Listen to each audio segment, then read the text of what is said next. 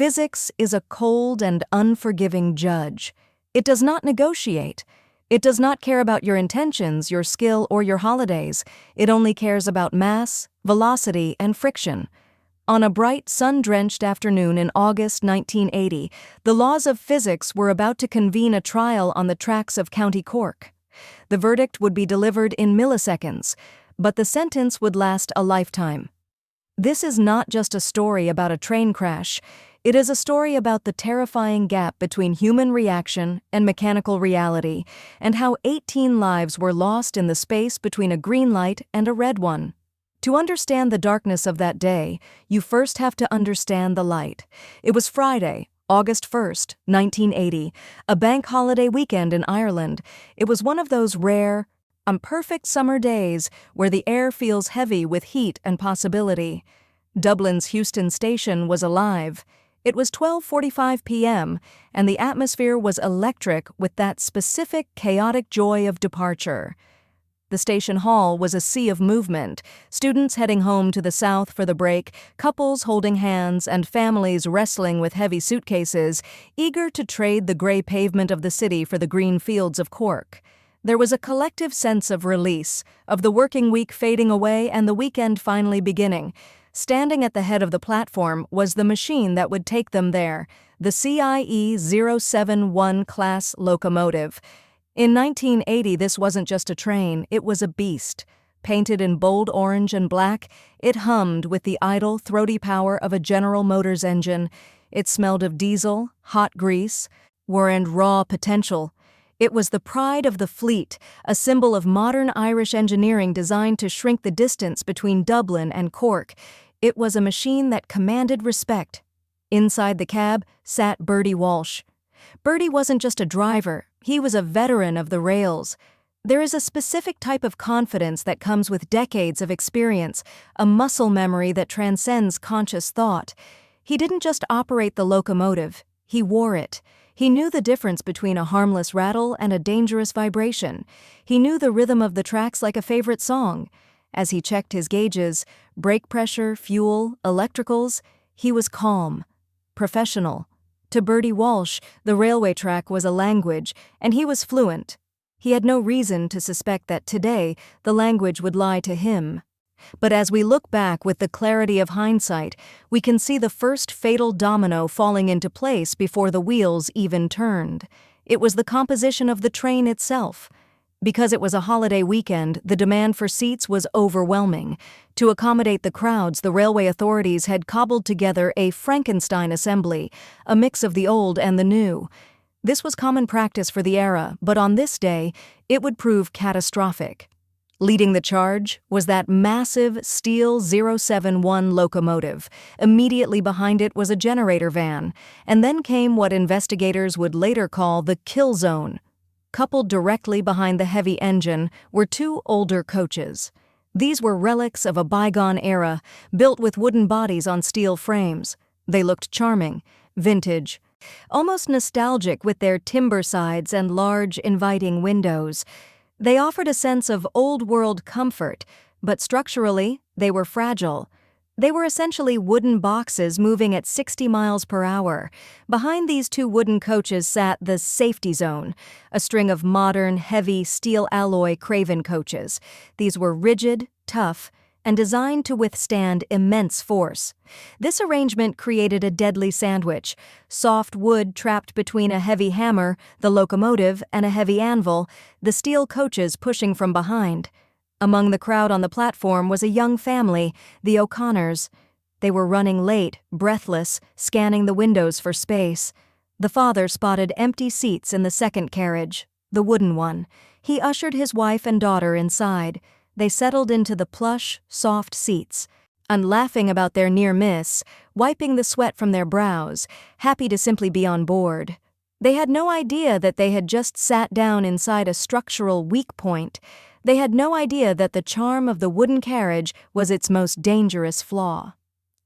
The train departed Dublin, sliding out of the city and into the lush green of the Irish countryside. For the first few hours, the journey was idyllic. The passengers were treated to the classic view of the Emerald Isle, rolling fields, dry stone walls, and the blur of motion. Inside the cabins, the mood was light. Smoke from cigarettes drifted in the sunlight beams. Newspapers were rustled. Tea was poured from thermos flasks.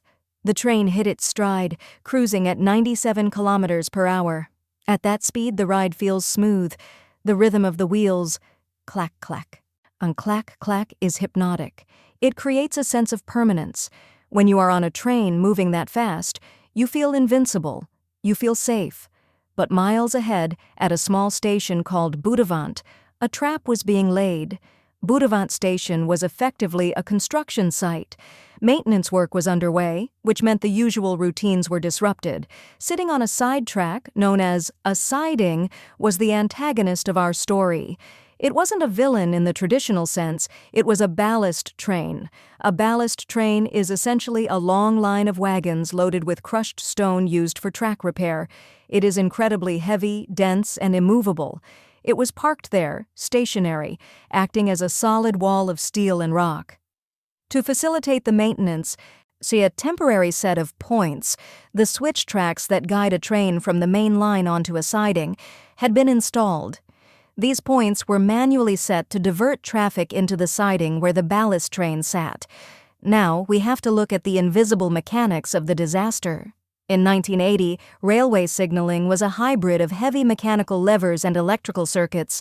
As Birdie Walsh's express train approached Buttevant, the signaling system should have protected him. If the points were set to the siding, the main signal should have shown red, stop. But there was a glitch, a microscopic failure, perhaps a vibration from the construction work, a loose wire or a mechanical slip, a ghost in the machine. The signal guarding the approach to the Buttevant siding was displaying green. Green means clear. Green means the main line is yours. And green means safety. Birdie Walsh checked his watch. He was making good time. He saw the distant signal for Buttevant glowing green. He relaxed his grip on the controls slightly. He maintained his speed of 97 kilometers per hour, looking forward to his arrival in Cork. The passengers behind him read their books, chatted and slept, entirely unaware that they were hurtling toward a closed switch. The express train rounded the final gentle curve. The station at Buttevant came into view. The distance to the siding was closing rapidly. Birdie's eyes were locked on the home signal, the final authority before the station. It was green. And then the horror happened. In a fraction of a second, faster than a heartbeat, the signal arm dropped, or the aspect shifted. Green turned to red. It wasn't a warning. It was a death sentence. Birdie Walsh did not freeze. There was no moment of confusion, no "what is happening?" His reaction was instantaneous, a testament to his years of service. He slammed the vacuum brake handle into the emergency position. The sound would have been deafening, a massive hiss of air escaping the system, followed immediately by the scream of metal brake shoes biting into steel wheels. Sparks showered the dry grass beside the tracks like fireworks. Inside the train, the sudden deceleration was violent. Coffee cups flew, luggage tumbled from overhead racks. Passengers were thrown forward against the seats in front of them. The world tilted on its axis. But here is where the math takes over. Here is where the tyranny of physics asserts itself. The train was moving at 97 kilometers per hour. The mass of the train was over 400 tons. The distance to the obstacle was 400 meters. But the physics of stopping a train of that weight, at that speed, required nearly 700 meters. Birdie Walsh was fighting a battle he had lost before he even touched the brake. He held onto the controls, praying for friction to defy the laws of nature. He didn't jump. He didn't run. He rode the beast as it slid, sparks flying inevitably toward the switch. The wheels of the locomotive caught the temporary points. The massive train lurched violently to the left, diverting off the main line. It was no longer heading for Cork. It was heading directly for the stationary ballast train. The collision was not a fiery explosion like you might see in a Hollywood movie. It was something far more disturbing. It was a crush. The locomotive, the hammer, struck the ballast train, the anvil. The locomotive was tough. It reared up, derailing, steel groaning as it absorbed the massive impact. It survived, battered and broken. But the tragedy lay in what happened behind it. This is the hardest part to visualize, but the most important to understand. When the locomotive hit the wall of stone, it stopped almost instantly. However, the heavy steel coaches at the rear of the train, cars 3, 4, and 5, still had massive forward momentum. They were still traveling at nearly 60 kilometers per hour. Trapped in the middle were the O'Connors. Trapped in the middle were the two wooden coaches. The wooden frames simply could not withstand the compression. They didn't just break, they disintegrated. The heavy steel cars from the rear drove through the wooden cars. In railway terms, this is called telescoping. Imagine a collapsible telescope shutting. The wooden coaches were folded like an accordion, then splintered into matchwood. The space inside them, the space where families were sitting, where children were playing, where plans for the weekend were being made, ceased to exist. The wood splintered and snapped with the sound of a forest breaking in a storm. And then, silence. Dust hung in the air, a thick, choking cloud of pulverized wood, soil, and stone. At the rear of the train, in the steel coaches, passengers were confused. They had been jostled, yes, thrown from their seats, but they were safe. They opened windows, leaning out into the summer air, asking why the train had stopped so suddenly. They had no idea that just 100 meters ahead, the world had ended. In the front, it was a war zone. The first two coaches no longer existed as recognizable vehicles. They were a pile of debris compacted into a fraction of their original length. The silence was broken by the first scream. Locals from the town of Buttevant, hearing the crash, came running across the fields. These were the first responders, farmers, shopkeepers, teenagers on their summer break. They arrived at the scene and stopped, paralyzed for a moment by the sheer scale of the destruction. Then the mobilization began. Remember, there were no mobile phones, no GPS to pin a location. Locals sprinted back to farmhouses to use landlines, shouting into receivers, "Send everything, send everyone." The rescue was an act of manual labor and desperation. Men lifted heavy beams of timber with their bare hands, adrenaline fueling their muscles. Nurses and doctors from the area arrived with makeshift kits, crawling into spaces that seemed impossible to navigate. Amidst the wreckage, they found Birdie Walsh. He was shaken, bruised, covered in dust, but alive. He was wandering near the steaming ruin of his engine, staring at the destruction in disbelief. Over and over, he murmured the same thing to anyone who would listen, a mantra of innocence. The signal. It was green. I swear to God, it was green. 70 people were injured that day. 18 people died, 17 at the scene, 1 later in the hospital. The O'Connor family, and many like them, paid the price for that wooden coach. In the days that followed, the investigation began. It was clinical and precise. Railway inspectors huddled in darkly lit rooms, analyzing charts and speed tapes. There was a fear that the driver would be blamed, that human error would be the convenient scapegoat. But the data told a different story. One inspector, looking at the braking charts, noted the reaction time.